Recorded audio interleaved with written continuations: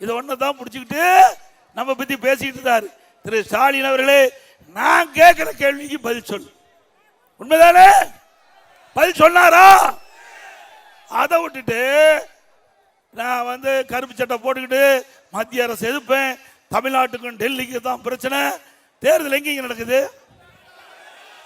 அப்புறம் டெல்லி எதுக்கு இருக்கிற? தமிழ்நாட்டில் நடக்குது. என்ன சட்டமன்ற தேர்தல் தானே, அப்புறம் டெல்லிக்கு எதுக்கு பேசிட்டு இருக்காரு? அவருக்கு மூளை குழம்பி போச்சு.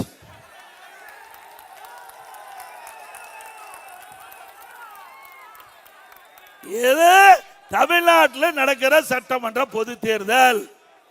வீரபாண்டி சட்டமன்ற தொகுதியில் இருக்கிற மக்கள் அப்படிதான் நினைக்கிறோம். ஸ்டாலின் அவர்களே, எங்க பகுதியில் இருக்கிற மக்களுக்கு தெரியுது கூட உங்களுக்கு தெரிய மாட்டேங்குது. என்ன செய்வது பாவம்.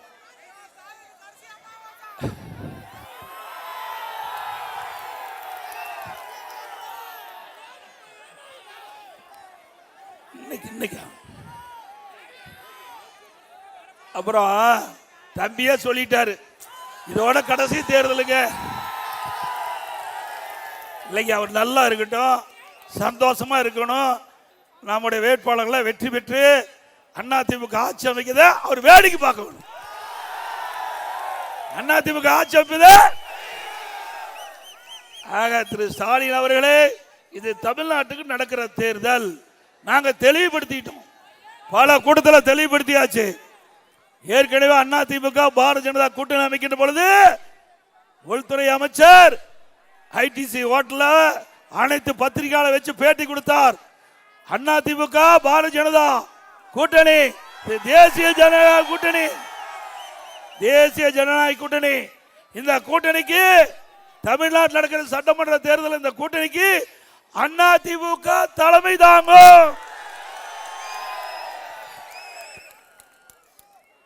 பெரும்பாலான இடங்களை வெற்றி பெற்று அதிமுக ஆட்சி அமைக்கும். எங்க கூட்டணியுடைய முதலமைச்சர் வேட்பாளர் இபிஎஸ் சொல்லியாச்சு இல்ல, நம்ம கூட்டணி கிளியர் ஆயிட்டு இல்ல. அப்புறம் எதுக்கு தமிழ்நாட்டுக்கு டெல்லிக்கு தேர்தல்? தமிழ்நாட்டுக்கு டெல்லிக்கு பிரச்சனை. எப்படி மக்களை ஏமாற்றுறாரு பாருங்க. நாம கேட்கின்ற கேள்விக்கு பதில் இல்ல. நாம கேட்கின்ற கேள்விக்கு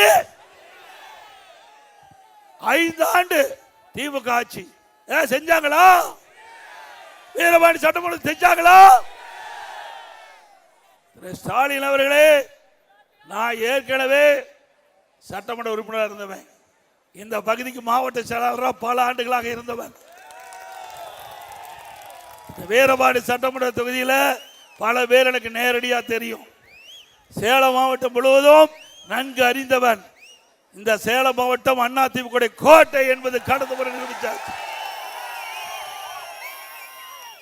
ஸ்டாலின் முதலமைச்சராக இருக்கலாம், தமிழ்நாட்டில் ஸ்டாலின் முதலமைச்சராக இருக்கலாம், ஆனா சேலம் அதிமுக ஆண்டிட்டு இருக்குது.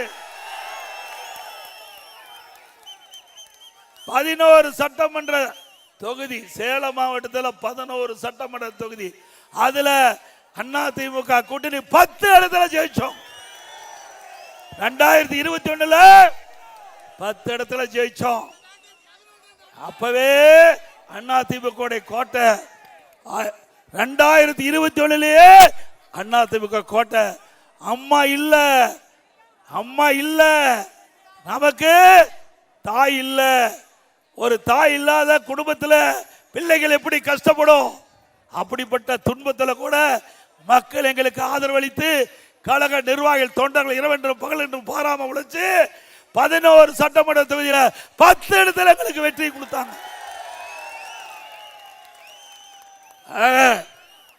சேலம் மாவட்டத்தை பொறுத்த வரைக்கும் அதிமுக எக்கு கோட்டை.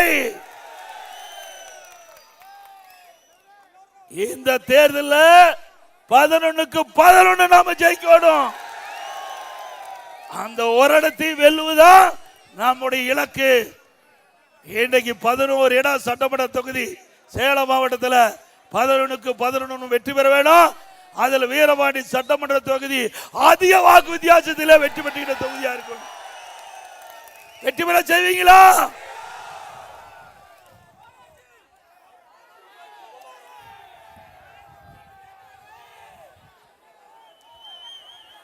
இன்றைய தினம்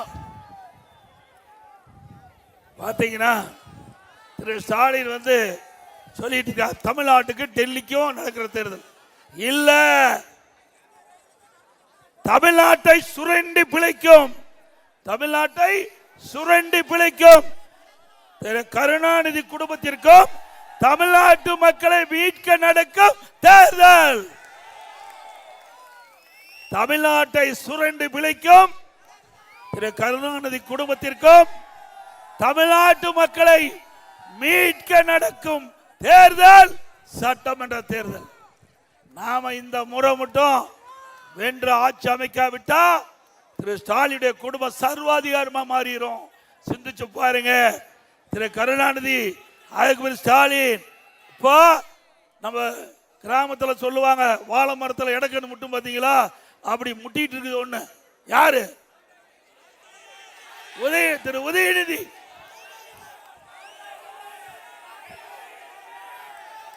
அவர் சொன்னா கோவிச்சுக்கிறாருப்பா. அதை நீங்களே முடிவு பண்ணிட்டீங்க, அது வேண்டாம், அதை நம்ம விட்டுலாம். ஏன்னா அண்ணா திமுகனா நம்முடைய தலைவர்கள் பொன்மனச்செம்மல் புரட்சி தலைவர் எம்ஜிஆர், இதே புரட்சி தலைவர் அம்மா நம்ம எல்லாம் சிறப்பா வளர்த்திருக்கிறாங்க, சிறப்பா வளர்த்திருக்கிறாங்க. நம்ம கட்சி தலைவர்கள் மக்களுக்கு சேவை செய்ய வேண்டும் என்பதற்காக தொடங்கப்பட்ட கட்சி அண்ணா திமுக கட்சி. மக்களுக்கு சேவை செய்வதற்காக தொடங்கப்பட்ட கட்சி. திமுக குடும்பத்துக்காக இருக்கிற கட்சி. திமுக உண்மைதானே? இன்றைக்கு திமுக அது கட்சி அல்ல, கார்ப்பரேட் கம்பெனி. அது அந்த கம்பெனியில திரு ஸ்டாலின், திரு உதயநிதி ஸ்டாலின், சபரீஸ்வரர், அப்புறம் கனிமொழி அம்மா, பிறகு துர்கா அம்மா,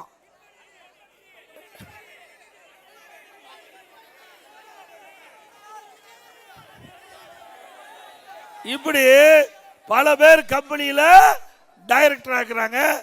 ஸ்டாலின் சேர்மனா இருக்காரு. அப்படிதான் ஒரு கார்பரேட் கம்பெனி திமுக ஆகி போச்சு. அது கட்சி அல்ல. ஆக அது கட்சியா இருந்தா மக்களுக்கு தேவையான சேவை செய்வாங்க. Corporate company கொள்ளையடிப்பாங்க. கம்பெனி எதுக்கு வச்சிருக்காங்க? லாப நஷ்டம் பார்க்க. அதுக்கு தான் 2 ஆண்டுக்கு முன்பு திரு பழனிவேல் தியாகராஜன் அவர்கள் நிதியமைச்சரா இருந்தார்ல. அந்த நிதியமைச்சர் ஒரு ஆடியோல சொல்றாரு. அந்த ஆடியோல சொன்ன கருத்து திரு உதயநிதி அவர்களும் திரு சபரீஸ்வரன் அவர்களும் கையில் 30,000 கோடியை வைத்துக் கொண்டு என்ன செய்வது என்று தடுமாறிக்கொண்டு இருப்பதாக ஆடியோ செய்தி வந்ததில்ல. அப்பவே 30,000 கோடின்னு இப்ப எவ்வளவு இருக்கும் சிந்திச்சு பாருங்க. அவ்வளவு கொள்ளையடிச்ச கட்சி திமுக கட்சி. ஒரு நிதியமைச்சர் சொன்னா உண்மையா தானே இருக்கும். யார்? அந்த கட்சி, திமுக கட்சி சேர்ந்த திரு ஸ்டாலின் அமைச்சரவையில் இருக்கிற ஒரு நிதியமைச்சரே இப்படி சொல்றாங்கன்னா அதுல உண்மை இருக்குது. உண்மைதானே? அதுக்கு தாங்க அடிக்கடி வெளிநாடு போறாரு. தொழில் முதலீட்டை ஈர்க்க போகல, தொழில் முதலீடு செய்ய போறார். தொழில் முதலீடு இன்றைய தினம்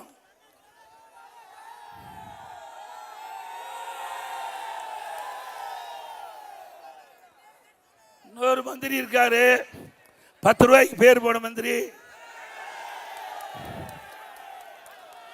எல்லோருக்கும் தெரியும். 10 ரூபாய்னா யாரு ஞாபகம் வரும்? நல்லா சத்தமா சொல்லுங்க. மறக்கவே முடியாது. 10 ரூபாய்க்கு மதிப்பில்லாத இருந்தது. இப்ப 10 ரூபாய்க்கு மதிப்பு வந்துடுது. இன்னைக்கு தமிழ்நாட்டில் 6000 மதுக்கடைகள் இருக்குது. ஒவ்வொரு மதுக்கு கிட்டத்தட்ட 6000 மதுக்கடையில் ஒரு நாளைக்கு 1.5 கோடி பாட்டில் விற்குது. 1.5 கோடி பாட்டில் விற்குது. ஒரு பாட்டிலுக்கு 10 ரூபா அதிகம்னா 6000 பாட்டிலுக்கு எவ்வளவுங்க? கிட்டத்தட்ட 10 ரூபாய்னா 15 கோடி. ஒரு நாளைக்கு 15 கோடி, 1.5 கோடி பாட்டில். ஒரு நாளைக்கு 1.5 கோடி பாட்டில் விற்குது. அப்படின்னா 10 ரூபாய்னா 15 கோடி ஒரு நாளைக்கு, மாசத்துக்கு 450 கோடி, வருஷத்துக்கு 5400 கோடி. இந்த 5 வருஷத்துல 24,000 கோடி. எவ்வளவு? அத்தனை பணத்தை உங்க பணத்தை அடிச்சுட்டு போயிட்டாங்க. நம்மால யாரும் சரக்கு அடிக்க மாட்டேங்கன்னு தெரியும். எல்லாம் திமுக காரமணத்தையே பிடிக்கிட்டாங்க. 10 ரூபா தலைக்கு வச்சு, ஒரு பாட்டிலுக்கு 10 ரூபா வச்சு 24,000 கோடி கொள்ளையடிச்சு அரசாங்கம் மீண்டு வர வேணுமா? இதுதான். இப்படின்னா அது அமலாக்கத்துறை டாஸ்மாக் அதுல ஒரு ஆதாரத்தை கண்டுபிடிச்சு வழக்கு வேற போட்டிருக்கிறாங்க.